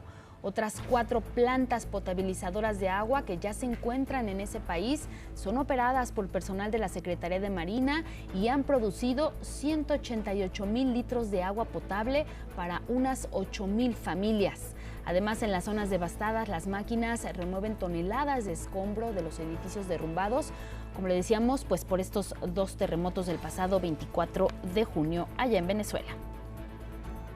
En Estados Unidos, el Servicio de Inmigración sigue separando familias. En Florida, un agente detuvo al esposo de una ciudadana estadounidense que conducía el vehículo donde viajaban con sus hijas e hijos, quienes, por tener incluso ahí pues la ciudadanía estadounidense, no fueron detenidos. Entre llantos, el hombre se despidió así de su familia. Se les va a poner unos documentos para que vean un juez de inmigración y que ellos decidan. Eso es lo que le estoy tratando de decir a su papá. En otro operativo contra personas migrantes en Virginia, agentes apuntaron con una pistola a una mujer estadounidense quien los cuestionó desde su vehículo. Yeah, you recorded us. You almost ran us over. I didn't almost You run almost over. ran us over. You're Stop so playing. full of shit. Stop playing. El Servicio de Inmigración y Aduanas en Estados Unidos detuvo a 51,000 personas migrantes en julio. Es la mayor cifra en la historia de este organismo, un aumento de 9,000 más frente a las 43,000 de junio. Las autoridades siguen endureciendo sus medidas antiinmigrantes, generando así preocupación entre la comunidad latina, sobre todo en Estados Unidos. Y mire, la administración de Donald Trump también ha emprendido una ofensiva contra las políticas sanitarias. Esta vez su medida podría afectar a millones de niñas y niños allá en Estados Unidos. Junto a su secretario de Salud, Robert Kennedy Jr., conocido por su postura crítica hacia las vacunas, el presidente de Estados Unidos, Donald Trump, firmó una orden ejecutiva que modifica el calendario de vacunación infantil, reduciendo, escuche usted, el número de vacunas recomendadas y proponiendo espaciar su aplicación. Con efecto inmediato, mi administración está reconociendo como estándar de oro las recomendaciones de vacunas infantiles únicamente para 11 vacunas fundamentales contra las enfermedades más graves y peligrosas. El decreto fue suscrito previo a que millones de infancias regresen a las aulas tras las vacaciones de verano y también mientras el país vive su peor epidemia de sarampión en 35 años. La Asociación Médica Estadounidense cuestionó esta nueva orden, advirtiendo que alterar un esquema de vacunación probado, sin evidencia científica creíble, podría debilitar la confianza pública y poner en riesgo la salud de las y los menores. Vamos a Siria. Un tribunal condenó a muerte en ausencia al exmandatario Bashar al-Assad al declararlo culpable de dirigir crímenes de guerra contra civiles durante los 14 años del conflicto armado. También ha sido condenado por el delito grave de tortura con resultado de muerte, privación de libertad y múltiples cargos de secuestro, lo que constituyen crímenes contra la humanidad. Entre 2011 y 2024 murieron al menos 500,000 personas en la guerra interna en Siria, de acuerdo con organizaciones de derechos humanos.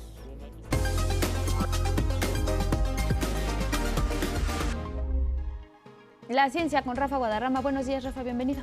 Hola, Rafa. ¿Cómo están, Angie, Lupita? Qué gusto saludarlas Buenos esta días. mañana. Y vamos a platicar, si les parece bien, primero del eclipse de sol total que en unas horas más se apreciará en el hemisferio norte y en buena parte de Europa. Tendrá a muchas personas y a científicas y científicos poniendo mucha atención en este obsequio del cosmos. La totalidad se apreciará en países muy concretos. En México no se verá absolutamente nada. Pero bueno, vamos a echar un vistazo a los lugares exactos donde se proyectará este fenómeno.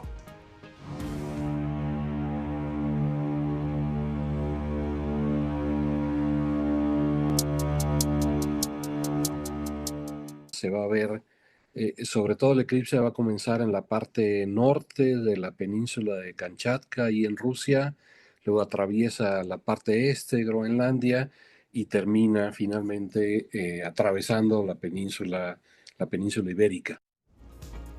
Pues ahí vamos a estar muy atentos, por supuesto, a lo que ocurra con este fenómeno. ¿Qué les parece si cambiamos un poco de tema? Y vamos a ver ahora un proyecto de la UNAM que busca crear conciencia sobre la disposición correcta de los aceites de cocina usados. Veamos la siguiente información.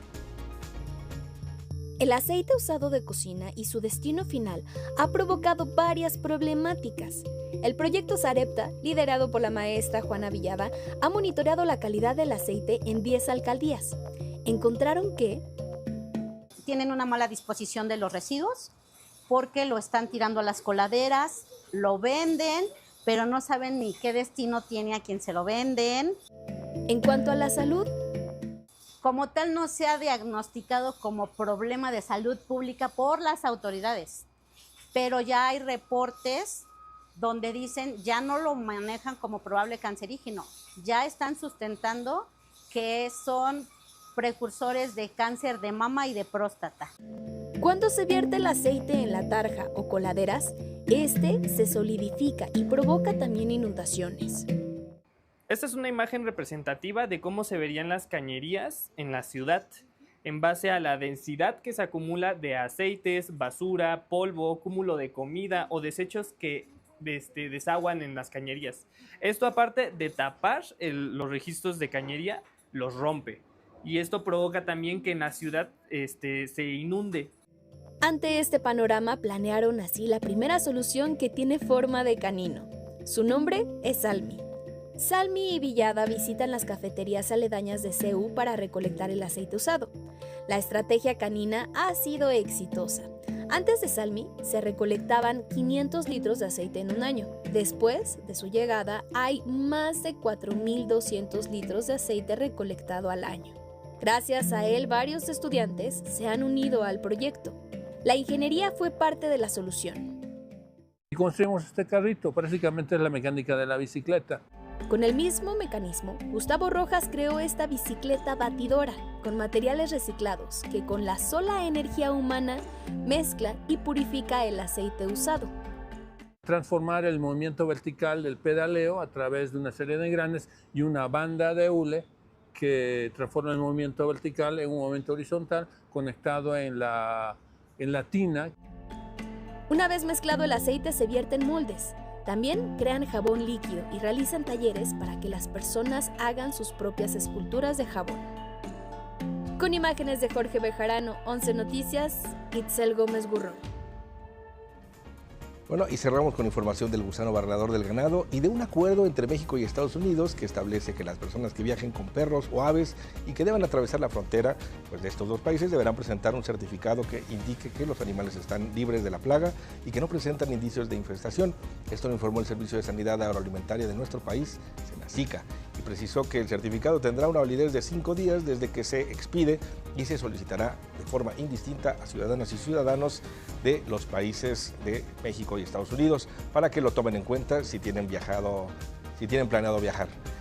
Y bueno, pues vamos a estar muy atentos, como les mencionábamos, a la situación del eclipse de sol que va a estar impactando ahí concretamente a Europa.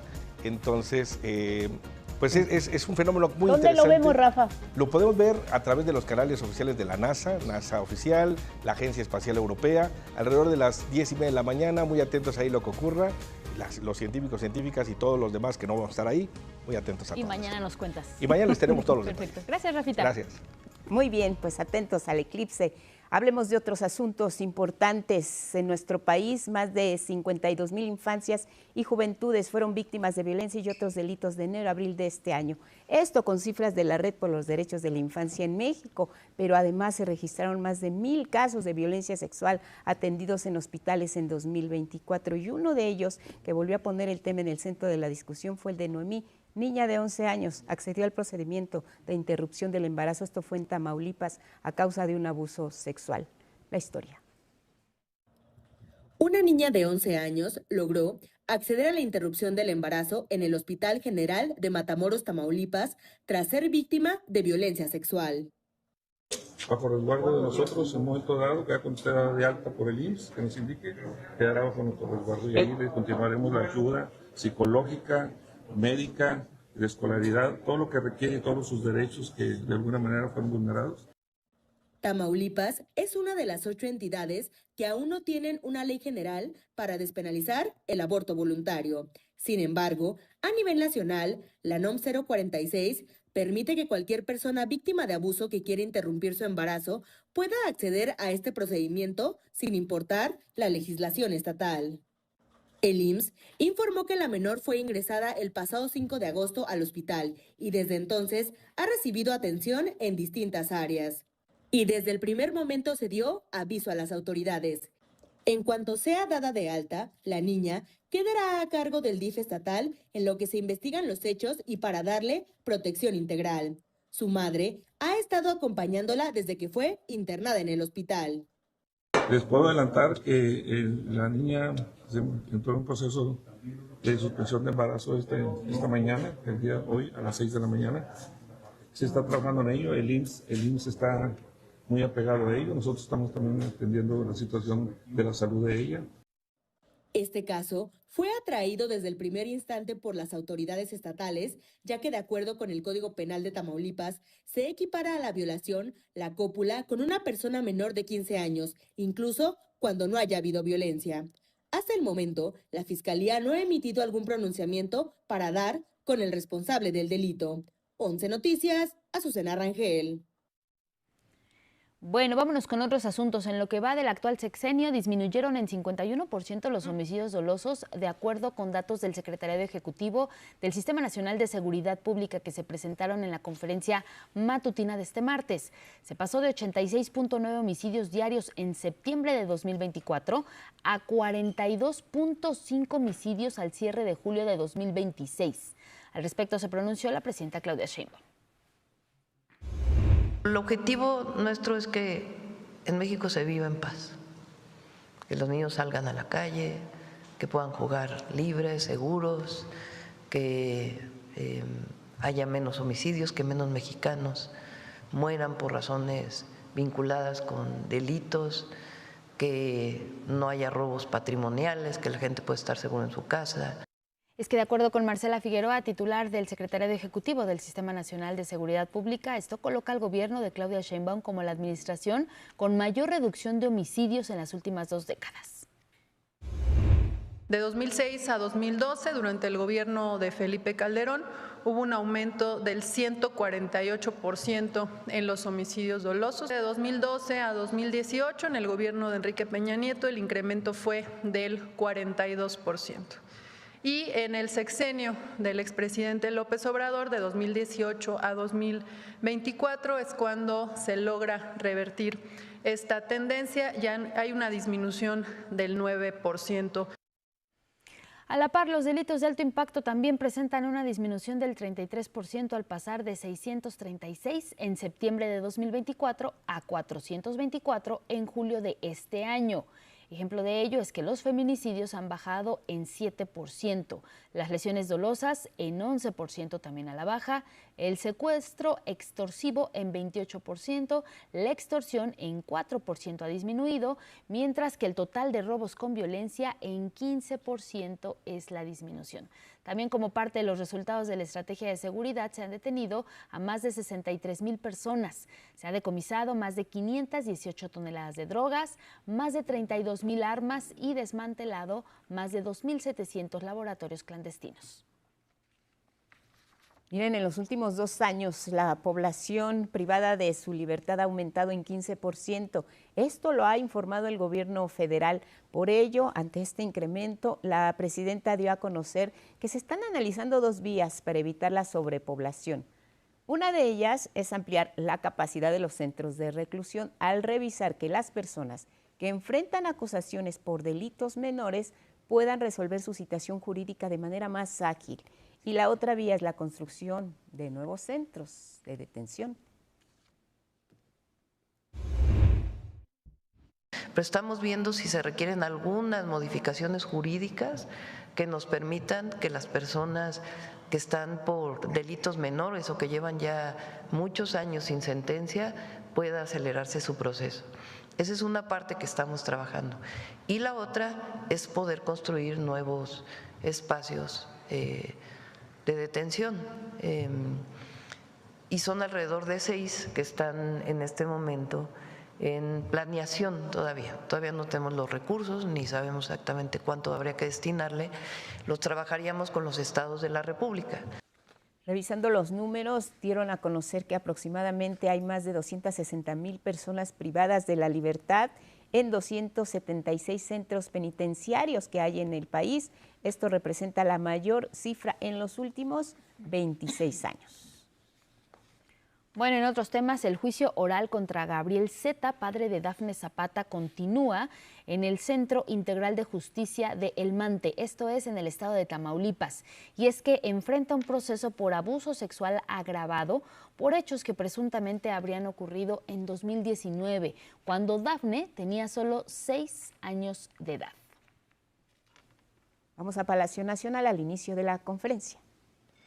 Y seguimos de cerca lo ocurrido en Colombia. Ya se declaró emergencia económica ante la crisis derivada del sismo de 7 grados que azotó el país el pasado lunes. Entre las medidas que se considerarán para mitigar este impacto económico entre la población está el aplazamiento por un mes del pago de renta para las personas afectadas. Esto lo declaró el ministro de Hacienda.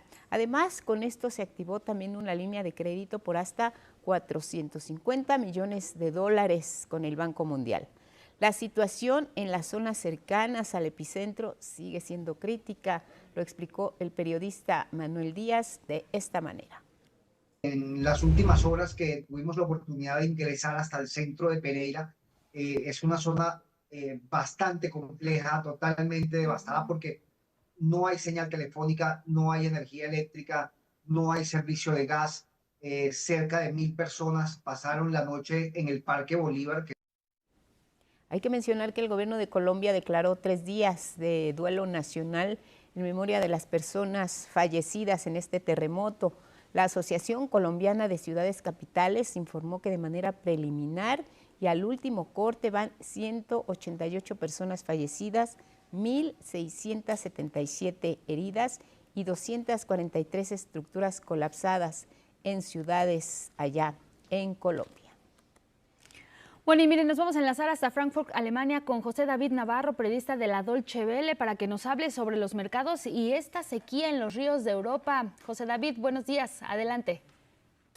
Hola, ¿qué tal? Buenas tardes desde la Bolsa de Frankfurt. Pues aquí en los mercados, en las bolsas, en un agosto de momento tranquilo, la atención sobre todo está puesta en la evolución de los precios del petróleo ante cualquier novedad, cualquier noticia de la evolución de lo que ocurre en el estrecho de Hormuz. De momento, a principios de la semana, el precio del barril de Brent, que es la referencia internacional, subía ante la perspectiva del bloqueo que están viviendo las negociaciones entre Estados Unidos e Irán, que están en un punto muerto, y también ante los reportes de nuevos ataques contra barcos tanto en el Golfo Pérsico como en el estrecho de Bab el-Mandeb.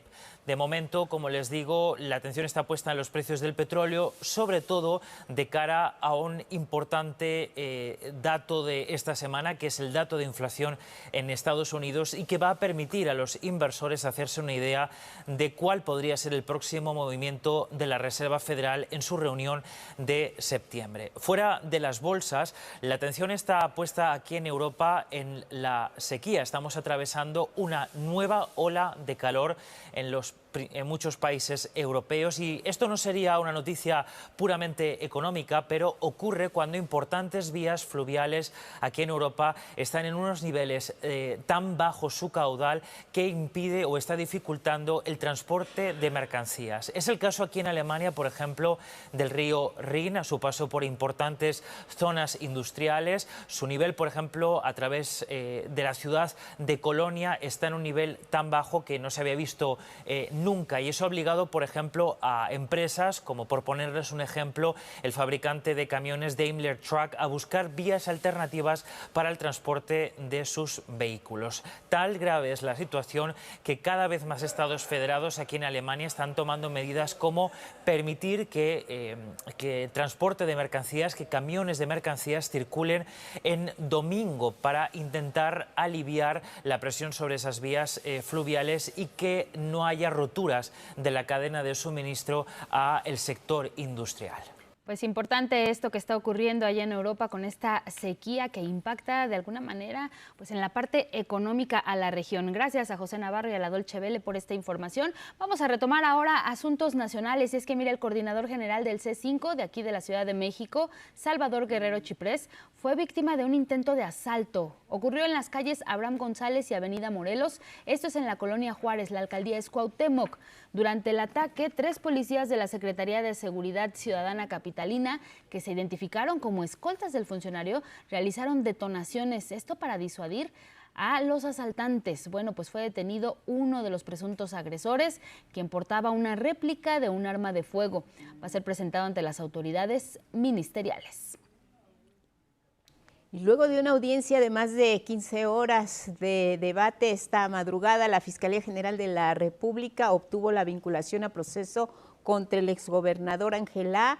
Es por su presunta responsabilidad en el delito de desaparición forzada de personas al ocultar información clave relacionada con el caso de los 43 normalistas de Ayotzinapa. Con esto, el juez ratificó la medida de prisión preventiva oficiosa para el exgobernador, quien se encuentra, de hecho, ya en el penal del Altiplano, penal de máxima seguridad. También otorgó un plazo de 4 meses para el cierre de las investigaciones. A pesar de que la defensa del exmandatario aportó 31 pruebas para desvirtuar la acusación, el juez consideró que ninguna de ellas era lo suficientemente contundente. Se aportaron los testimonios de 2 exfuncionarios estatales quienes sostienen que el exgobernador no se encontraba en Guerrero cuando se dice que le entregaron los videos que habría ordenado destruir. Pero recordemos que la Fiscalía defiende que en esos videos de las cámaras de vigilancia del Palacio de Justicia de Iguala se apreciaba el momento en que los estudiantes que viajaban en uno de los camiones fueron interceptados y secuestrados por policías estatales y municipales para posteriormente ser entregados al grupo criminal Guerreros Unidos. Bueno, y siguiendo con este asunto, le vamos a compartir quién es exactamente Ángel A., cuál es su trayectoria política y, muy importante, qué papel jugó en el caso Ayotzinapa. Mi compañero Gilberto Molina nos cuenta.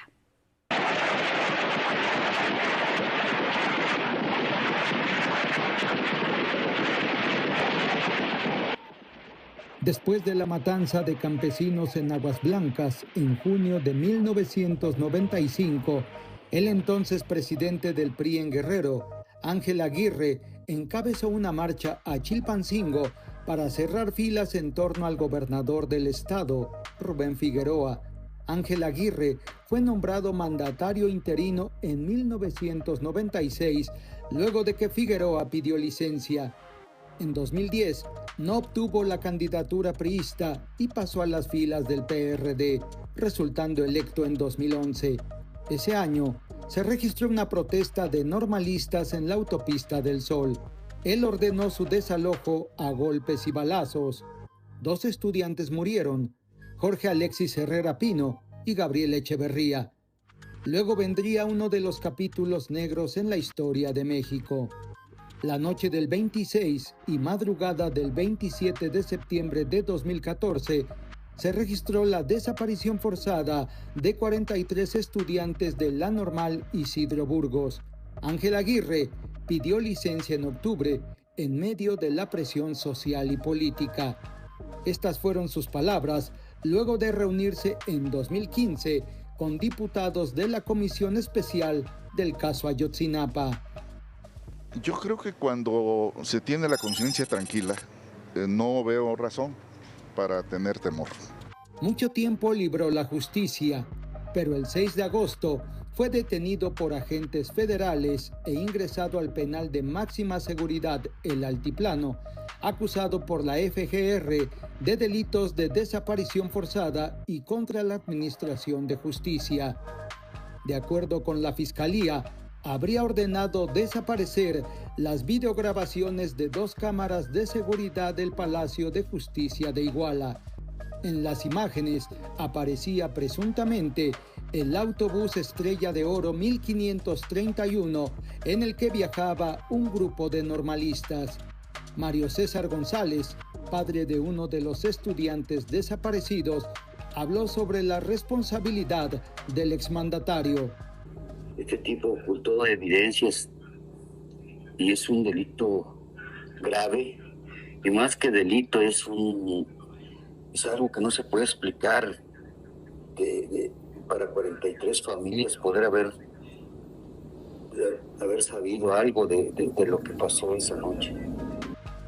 Los testigos colaboradores de la FGR señalaron que el exgobernador temía que se conociera lo sucedido en el Palacio de Justicia de Iguala, porque su sobrino, Ernesto Aguirre, estaba al tanto. Y además afirman que tenía relación con el grupo criminal Guerreros Unidos, vinculado con la desaparición de los normalistas, hecho que negó insistentemente. Jamás me manché las manos de sangre. Y no tenía por qué hacerlo, y mucho menos con estos jóvenes de la Escuela Normal de Ayotzinapa. 11 Noticias, Gilberto Molina. El tema de la extorsión se va a combatir también en los mercados públicos aquí en Ciudad de México. Hablamos en específico del mercado de la Merced, que se busca convertirlo en un espacio libre de este delito y de otros también de alto impacto, y también se va a construir una utopía al interior de sus instalaciones. Gabriela Jiménez nos cuenta más. La Merced, uno de los principales motores económicos de la Ciudad de México, se convertirá en un espacio libre de extorsión. Este martes, el gobierno capitalino arrancó una estrategia de combate a los delitos de alto impacto en este y todos los mercados públicos. Que se vuelva un espacio absolutamente protegido contra delitos de alto impacto como la extorsión. Vamos a erradicar la extorsión de la ciudad y vamos a erradicar la extorsión de todos los espacios como este, como la Merced, y para ello hemos ya detonado varias investigaciones en coordinación con la Fiscalía y estaremos dando resultados pronto. Estaría bien, ¿no? Estaría perfecto, que más seguridad y todo eso, está muy bien. Digo que sí, para estar trabajando más tranquilos, ¿no? Nunca hemos tenido como ese tipo de actividades, pero si es que pasa, que sí se ha escuchado casos, pues sí, es bueno que se combata, la verdad es que es muy bueno. Como parte de esta estrategia integral, también se llevará a cabo una rehabilitación profunda en estos espacios. Con una inversión de 40 millones de pesos, se renovó en su totalidad el sistema de luz con más de 60 años de antigüedad en la nave menor de la Merced, para prevenir incendios como el del 2013. Es un bien para el mercado, ¿no? Porque ve muchas fallas, muchos cables colgados, y la verdad con esto pues ya la verdad sí está muy bien la luz. Hace tiempo ya de qué lado ya se había quemado, de qué lado también, y ahora sí que si hace ese riesgo pues ya no corremos ese riesgo, ¿no? En el corazón de la Merced se construirá una utopía de 17,000 metros cuadrados, la primera al interior de un mercado público, convirtiéndose en ejemplo de paz y comunidad. Queremos también construir un modelo de mercado que garantice que construya paz, un modelo de mercado que hay que trabajar en uno de los espacios y de los mercados que podamos llevar a cabo. Sería beneficioso para la comunidad si van a poner esos servicios. Aquí hay muchas familias que realmente hay muchas madres que sí están trabajando, entonces pues lo de la guardería, los comedores, eso sería algo súper bien. Con imágenes de Cristian Meléndez y Yair Maya, 11 Noticias, Gabriela Jiménez. Bueno, vamos a cambiar de tema. Mire, hoy a las 5 de la tarde la Universidad Nacional Autónoma de México va a aplicar el examen de control de manera presencial para las personas aspirantes convocadas en la sede de León, Guanajuato. De acuerdo con el más reciente reporte de la UNAM, un total de 45,463 personas aspirantes ya descargaron su cita para poder presentar su examen de control. Para la sede de León, Guanajuato, 2,122 personas ya hicieron su registro, así como lo escuchábamos más temprano con nuestra compañera Araceli Aranday, que se encuentra allá en esa sede, en la de León, Guanajuato, y el resto de las sedes, como también se lo hemos informado, son exámenes pues de manera presencial que van a tener que presentar estos aspirantes. En la colonia Escandón, aquí en Ciudad de México, colapsó un edificio en proceso de demolición. Esto se encuentra sobre una vía principal que es viaducto, a la altura de la calle Minería. Del fiscal para que sus peritos determinen cuál fue la falla de no seguir algún tipo de protocolo que el propio estudio decía que tenían que seguir. No tenemos fallecidos, no tenemos heridos, afortunadamente hubo alguna afectación al exterior. El material del derrumbe, escuchábamos a Miriam Ursúa, quien está al frente de Protección Civil aquí en Ciudad de México. Este material cayó sobre la vía, específicamente en el carril lateral de viaducto en dirección a la zona oriente de la Ciudad de México. Personal de emergencia de inmediato se puso a trabajar en la zona. La propia secretaria de Gestión Integral de Riesgos, Miriam Urzúa, informó que afortunadamente al momento de este colapso no hubo personas que resultaran afectadas. La Fiscalía está a cargo de esta investigación. El alcalde de la Miguel Hidalgo, Mauricio Tabe, informó que un motociclista sufrió lesiones leves. La empresa responsable de la demolición tendrá que responder por estas afectaciones. El edificio cuenta con la licencia de demolición que fue emitida por la alcaldía el 15 de julio de 2026. Tendrá que ser el DRO de la obra y la propia constructora quienes asuman la responsabilidad civil y de todo lo relacionado con esto. No debió haber fallado el proceso de demolición. Bueno, y vamos a retomar lo que está pasando allá en Colombia, porque mire, pues muy temprano, a las primeras horas de este miércoles, en Cali, Colombia, pues ya llegaron los topos azteca de nuestro país, de México, esto para poder sumarse a las labores de búsqueda y rescate luego de este terremoto de magnitud 7.4. Mira, así fue su llegada. Bienvenido, no me había presentado, Esteban Oliveros, y bueno, gracias por estar acá, elevan de nuevo nuestra esperanza. Sé que van a enseñarnos mucho y también a darnos luz, sobre todo a la vida de personas que hoy todavía pueden estar necesitando. Fue difícil lograr la migración, se hizo llamadas todo el día, correos electrónicos, el senador Duvalier tuvo que mover muchas cosas porque había mucha resistencia, pero lo importante es que ya están acá. La tonelada inicial que también mandó BAFA ya se recibió con alimentación, arneses, elementos médicos.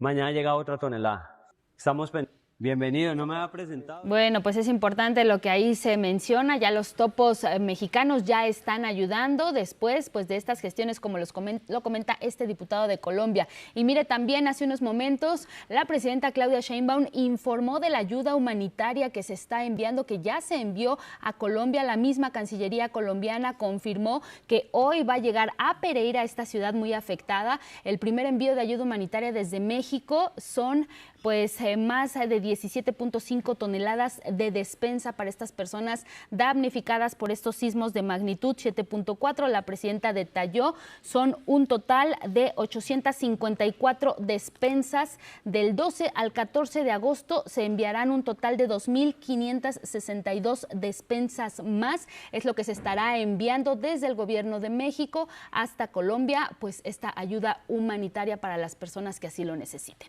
Y ya la Cancillería colombiana, a través de su cuenta de X, ha señalado que Colombia no está sola y agradece al gobierno de México el envío de estas toneladas de ayuda para restablecer dentro de lo que cabe la normalidad y las posibilidades de que las personas afectadas en Colombia reciban todo lo que necesiten en víveres, en ayuda humanitaria. La presencia de los topos mexicanos también es muy importante. La comunidad internacional, dice Colombia, está con nosotros. Ahí estas imágenes. Así es, ahí están estas imágenes pasadas las 7 de la mañana. La Fuerza Aérea Mexicana las envió. Por lo pronto nos vamos. Gracias por habernos acompañado. Que tenga un excelente miércoles. Buenos días.